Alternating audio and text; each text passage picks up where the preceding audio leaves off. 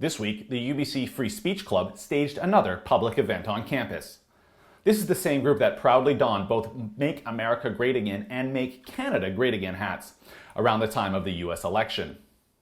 And the idea wasn't to endorse Donald Trump, but to simply be provocative and show that these students are willing to take unpopular opinions on campus.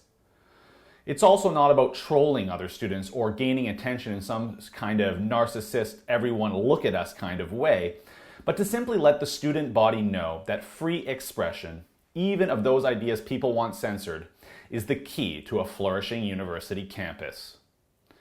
But let's get back to the event this week. First, some background.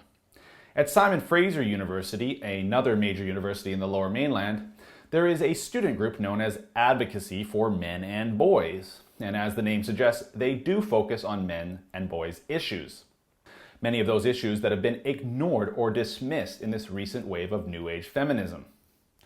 Well, some students wanted to make a similar men and boys advocacy group at UBC. And these groups aren't just for male students. As you can see from these pictures, many female and even some transgender students have joined the cause.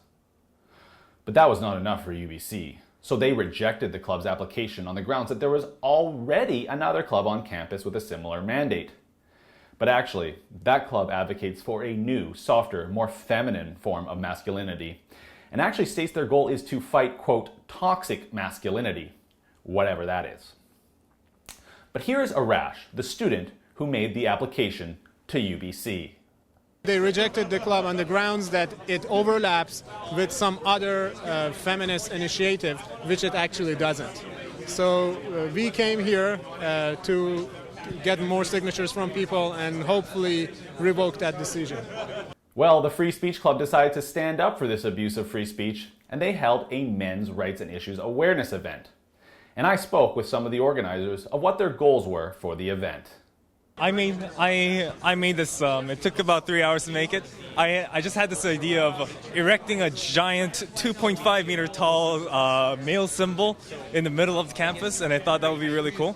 And I thought it would be a great chance to bring men's rights issues to the forefront, such as male suicide being 3 to 4 times higher than women's suicide rate. 93% of workplace deaths are men, things like that. So that's why I built this 2.5 meter tall male symbol. So along with trying to raise awareness for certain issues that men face that don't get talked about very often, our main goal is to protest the AMS decision to reject the formation of a men and boys rights advocacy club here on campus. What I believe the issue is that AMS is pushing healthier masculinities, which one of their mandates is even to recognize male privilege and their advantages. So I think that the club, in fact, ignores problems men face, and is basically that's the reason why the real reason why the club was disallowed. Now, these guys are obviously for freedom of speech, but what about the rest of the easily triggered university population?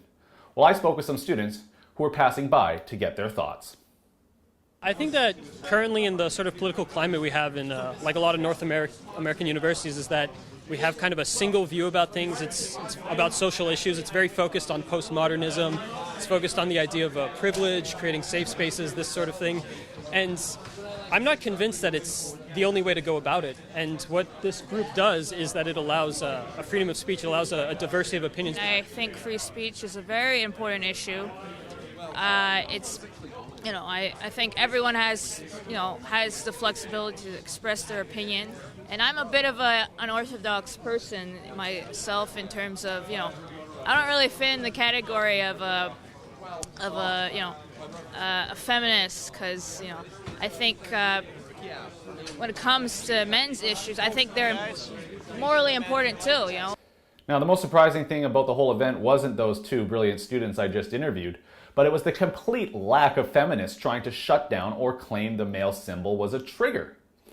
And despite chatter on the UBC Needs Feminism Facebook group, nothing happened. I actually have hope that, well, at least at UBC anyway, the students are starting to realize that school is for discussion of ideas and for learning, not for safe spaces and trigger warnings. For the Rebel Media, I'm Christopher Wilson. Thanks so much for watching. You know, we've got big plans for the future here at Rebel Media. And if you want to see what we're up to, go to thebigplan.ca and see what you'd like to chip in to contribute to the future of Rebel Media.